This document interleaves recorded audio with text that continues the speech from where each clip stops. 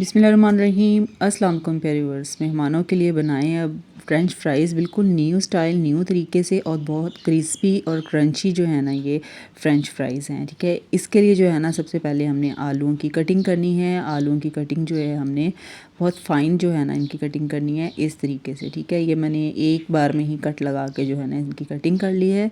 इससे जो है हमारे टाइम की भी बचत होगी। ठीक है, उसके बाद जी हमने इसमें डालना है एक अंडा। ये 2 आलू हैं। ठीक है, ये 2 आलूओं की जो है ना बड़े साइज़ के 2 आलूओं की रेसिपी है। एक अंडा डालना है इसमें।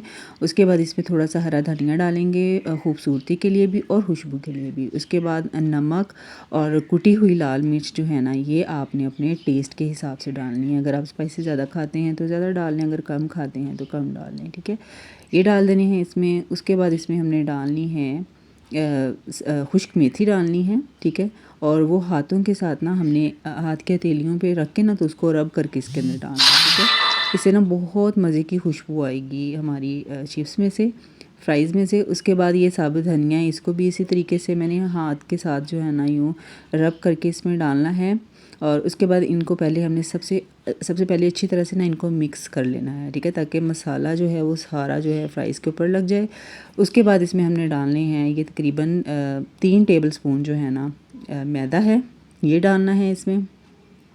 मैदे की जगह भी आप बेसन भी यूज़ कर सकते हैं, लेकिन इसे ये बनाएंगे ना तो ज़्यादा मज़े की बनेगी। ठीक है, उसके बाद इसको हमने अच्छी तरह से मिक्स कर लेना है। इसमें पानी वगैरह डालने की बिल्कुल भी ज़रूरत नहीं है, क्योंकि इसमें अंडा भी हमने डाला है जो, और आलू जो है ना वो भी मतलब थोड़ा बहुत पानी जो है ना वो भी छोड़ते हैं। ठीक है, इसमें पानी डालने की बिल्कुल भी ज़रूरत नहीं है।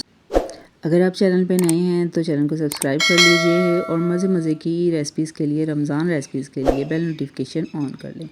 और इधर जी हमने कढ़ाई में जो है ऑयल गरम कर लिया था, और ऑयल जो है ना हमने गरम करना है मीडियम फ्लेम पे। ठीक है, बहुत ज़्यादा हाई फ्लेम पे जो है ना हमने जो फ्राइज़ है ना इनको फ्राई नहीं करना है, बहुत मीडियम फ्लेम पे हमने करना है इनको। ठीक है, उसके बाद जी इसको हमने अलग अलग जो है ना इसमें डाल देना है, और फ़ौरन से इनको जो है ना हमने मूव नहीं करना है, क्योंकि अगर फ़ौरन से जो है हिला देंगे ना तो जो मसाला है ना वो उतर जाएगा। आपने 1 मिनट के बाद जो है ना इसको इस तरह फोक की मदद से जो है ना अलग अलग कर देना है। ठीक है, ताकि आपस में ये जुड़े ना।